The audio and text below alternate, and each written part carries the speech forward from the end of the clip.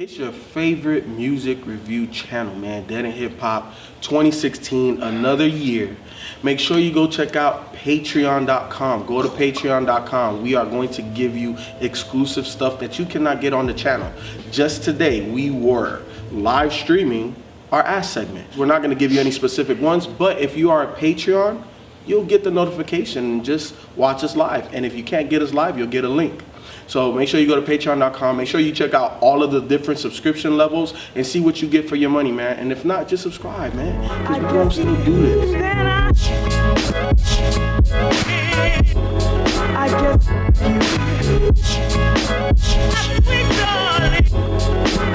2016 Dead and Hip Hop, first album review of the year, King Push, Darkest Before Dawn, The Prelude. So this is the second project of Pusha T that we're reviewing here on Dead and Hip Hop. Now I'll put it to you like this. When we reviewed My Name Is My Name, I was already excited for the second album. I was excited for what Pusha has going on because I was not a fan of Wrath of Kane. I believe that was the last project before that last album. Not a fan of that one. Love My Name Is My Name. Didn't know what to expect with this. I'm like, okay, why are you dropping the Prelude? Why are you giving me a little snippet before the album? Just give me the album, that's all I need. Thank you. Thank you for giving us this, because this right here, I did not know what to expect. To me, great projects, from the moment that it comes on, it sets the stage. And that's exactly what he did with the intro. And he just called it intro. A lot of people, you know, they're naming it now and this, that. He went old school, intro, that's it. And that motherfucker's hard as hell. He got, Timbaland produced that one, right, B? I think it was Metro Boomin. Metro Boomin did that one? He did Untouchable. He did like two.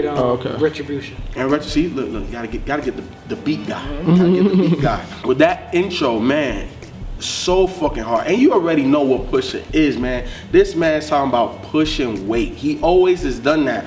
And the thing I love about artists, like, once you know their lane, is how are they gonna recreate, you know what I'm saying, the message? How are they gonna keep giving it to you in a different way? On Untouchable, when he said, y'all know I did it, Rodriguez. I'm like, god damn, this was, the sports reference and the fact that, you know, this nigga moving drugs, this nigga doing drugs. So I think that is so creative, so dope, because you know what you're gonna get from Pusha. He is a consistent artist. He's not gonna stray too much this way. He's not gonna go too much that way. You know what you're gonna get. So how do you always keep that fresh and lively? And that's what he was able to do with this, man. MFTR with The Dream. When I saw that feature, I'm like, man, like, I never heard Dream like do something like quote unquote hard. Typically the Dream feature is to soften something up, you know, to add some vocals, but Dream actually switched it up. He did switch it up. He did switch it up. And again, I didn't know what to expect, and that shit delivered. Crutches, Crosses, and Caskets was one of my favorites on here, but MPA, Money, Pussy, Alcohol. Goddamn. Another dope track, Kanye West, A$AP Rocky, and The Dream again. I didn't expect all of them guys to collab together on a track like that. Yeah, but they didn't really collab. Yeah, they just did like a But I'm saying, but it didn't add to the track to you. Okay, well, he could. I mean, it's not like he needed them. He didn't. Okay, fine. It looks good on the track. I'll move on. No, I feel you. I'm just Got Him Covered. Look, man, it's only goddamn 10 tracks. I'm not gonna go through all of them. Got Him Covered is my favorite though. Tim, look, has Pusha and Timbaland really worked before? Is it first time? Yeah, they need more. They need more. And if this is truly like, I put it to you like this: if the album's supposed to be better than this, we're early for either album of the year or consideration, or it's gonna be one of the best jumping out there. I'm just saying, if it's supposed to be better than this, hey, I'll do it. Shit. Cause look, you know I'll do it. Shit, you know I'll put it out there. Cause if the album is supposed to be better than this, bro, this was like the album to me. So you supposed to drop the album this year? Supposed to be better than this? Yeah, in like April. I'm just saying, supposed to come out this year. Yeah, if it's a prelude to something, then the album is supposed to, like, you're not supposed to give your best shit away first. The album's supposed to be better, is it not? Sometimes you can give somebody a hit to keep them coming back. Give him that free shit. Yeah. He is talking that Jill talk. That's not. I'm just saying. You got the plug. And the shit. You rapping the plug twice? I don't think he has the top. It would be nice if he did. At least match. But yeah, that's where I was going. Okay. Yeah, at least he can match this, and I'll be happy. I'm, pleasantly surprised by it. I mean, Pusha is an incredible artist anyway. But I think it's one of those things where, we're obviously late reviewing this because we, did our annual holiday vacation, and this came out December 8th, right? 18th. Okay. So yeah, we weren't shooting. We shut down for the year. So, but you can't avoid people online talking about this project. Here we are a month later, and that's already fire. So, it's one of those things where, oh man, here we go. What am I going to hear when I listen to it? And that fucking intro, man, Metro Boomin, dog, like, Metro Boomin be killing shit. But what I loved about this beat. That what a time to be alive, right? I mean. No, wait, here. What I love about this beat is it didn't sound like all of that other trap shit that he's good at doing. It was different. It was different, and that shows, that he can, show some versatility with him. But Pusha ate that shit up, man. And it really, like you said, Rap, it just set the tone for the album. And the only thing I was thinking about was like, just stick with this theme, this sound. Even when he went a little bit lighter with the song with the Dream, which was one of the singles, right? It still fit. Even though as an individual single, when I heard it, I was like, it's okay. Because somebody was like, yo, man, Pusha's singles that he put out, man, those shit was fire. I'm like, they alright. But when I listened to the whole album, it all fit in much, much more better than as individual tracks. And yeah, I was just listening to it. I was like, man, Pusha is talking that shit, man. And the other thing I liked about it is that, and this is kind of a little bit outside of the album, but like if you go on Rap Genius and he's actually annotating some of the lyrics himself with this verified account, which I thought was dope. And it adds a little bit more to it because you have Pusha saying what it means, and then you have somebody else annotating it and basically saying the same thing, but it just sounds a little bit better when Pusha said it. So I thought that was dope. I don't go on Rap Genius like that, so other rappers may do that, but I think combining that with the release of this album as part of the package and the marketing behind it, I thought was really, really dope. But I'm gonna just jump to it. You guys already know my favorite song on the album is Sunshine. Really? Push. Oh yeah. Come on, man.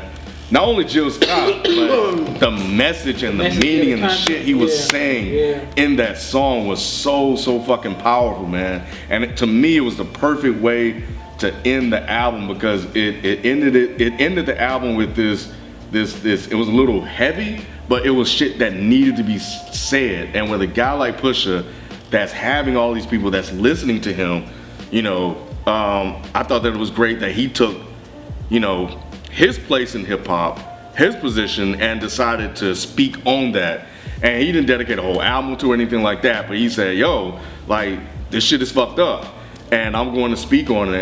And we've talked about this before, and the album would have been dope even if he didn't do that. But for Pusha to actually speak on that and put it in a song and put it on this Prelude, man, salute to you, man. And that's what we're talking about when we're saying that, you can speak on this, you can do it your way. That sealed the deal for me.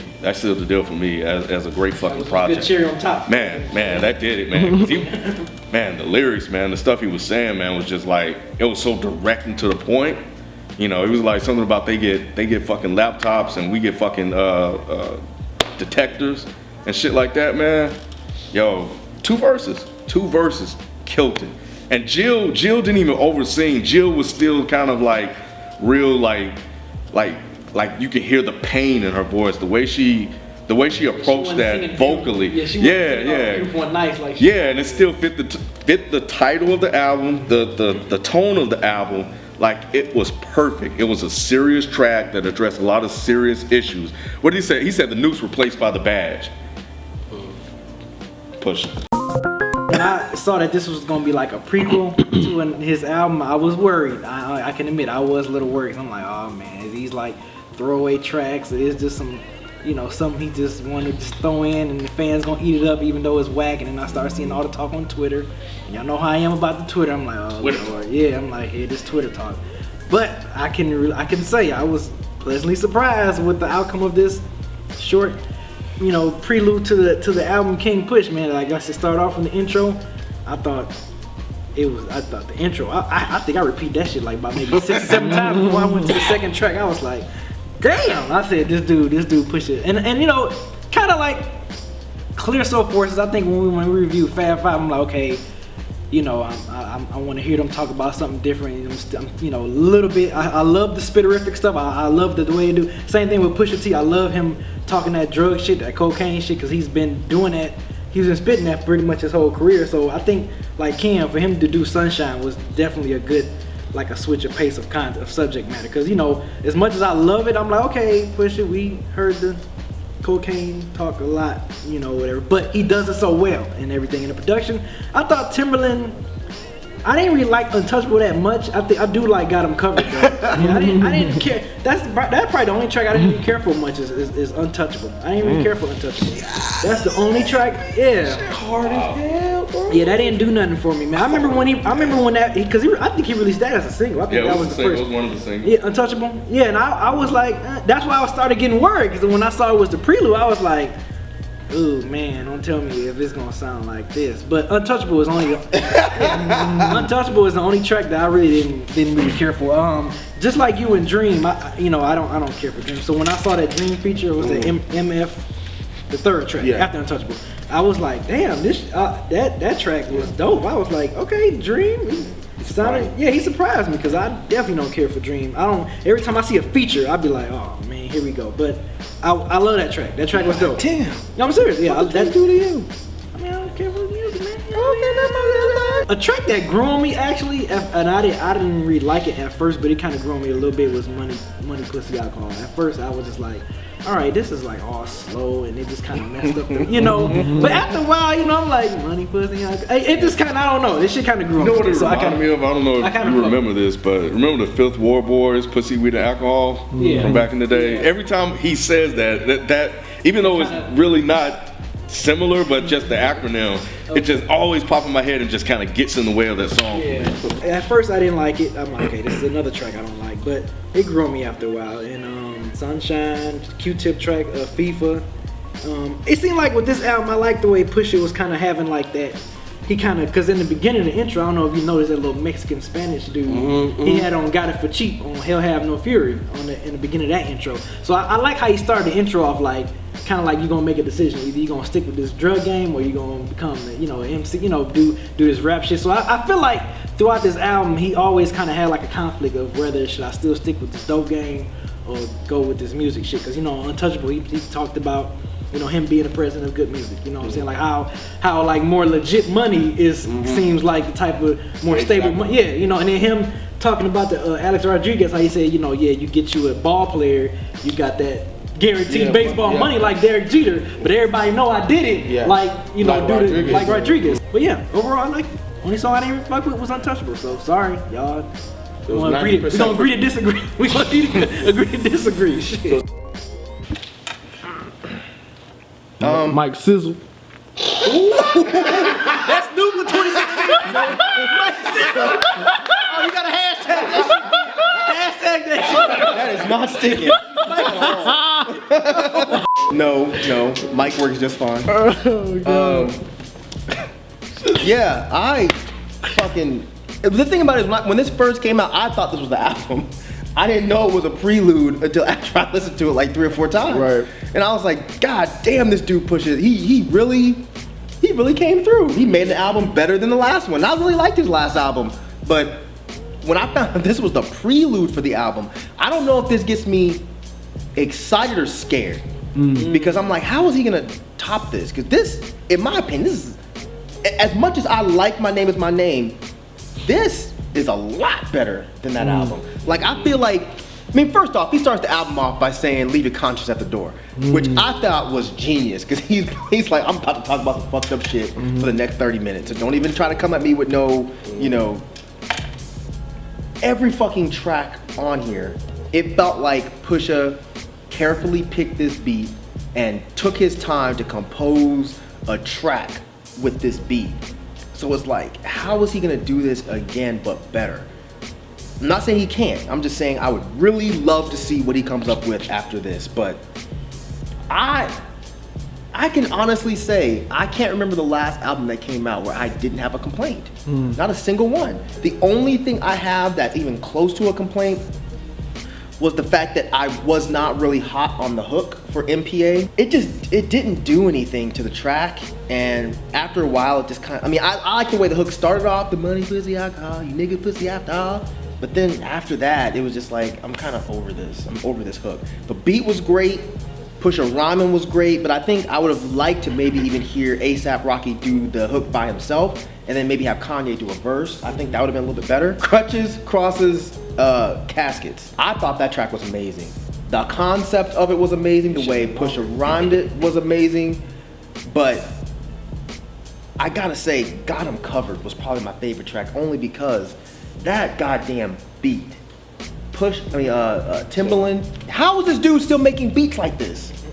That beat is incredible.